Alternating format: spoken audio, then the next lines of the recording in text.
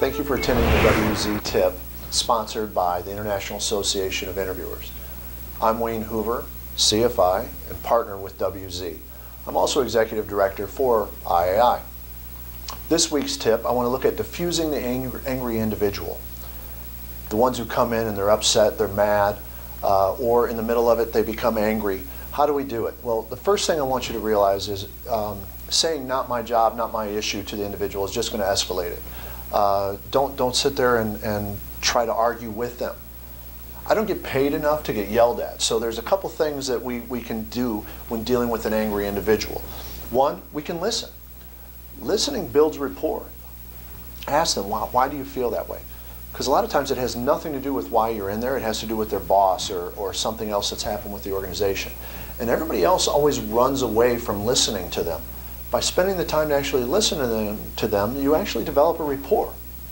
I mean, think about it. Have you ever vented? I mean, really vented. You know, how's that make you feel? You know, sometimes it'll make you feel a little silly, like you've said too much, but also it may make you feel worn out, which can work to our advantage in the interview room. Now, one other physical tip that I would give you is I would actually turn my chair to a 90-degree angle and direct that anger away from me as they're explaining it. So as they say, "I'm angry," well, I would move my chair and say, "Why don't you tell me about that so I can let upper management know about it?" And I'm directing that anger away from me. And then when they're done and they've fully vented, "Is there anything else you want me to take to upper management?" That's when I can move my chair back and say, "Well, like I said, that's not why I'm here. Let me tell you a little about who I am and what I do," and then I go into my process.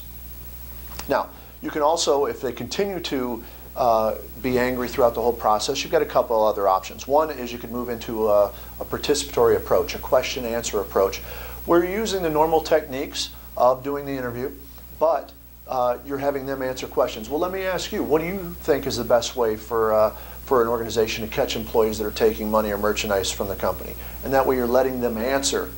And so they're part of the conversation, but it's also diffusing the situation at the same time. You could go back to developing a rapport a little bit. You know, "Hey, did you watch the World Series game last night?" Or "Did you watch this?" Or "What do you like to do outside of work?" Eventually, if it's continuing to happen, the two things you need to look at is, one, possibly giving an ultimatum.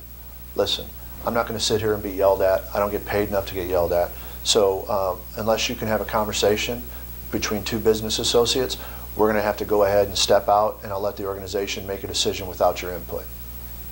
Now, obviously, if you're saying that, you need to be ready to get up and leave. So I wouldn't say that unless that's exactly what you're willing to do.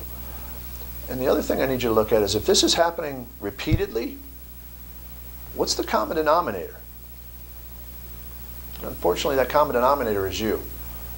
So if you are saying something or doing something that has interviews ending in anger numerous times, what are you doing that's causing that? What are you saying? What's occurring in that room, ultimately, that you're responsible for, that's causing that to happen? Just self-evaluate and see if you can fix that issue. I want to thank you for attending the WZ Tip this week, sponsored by IAI. I'm Wayne Hoover, and I look forward to seeing you again soon. For more information or to register for a seminar today, visit us online at w-z.com or call us at 800-222-7789.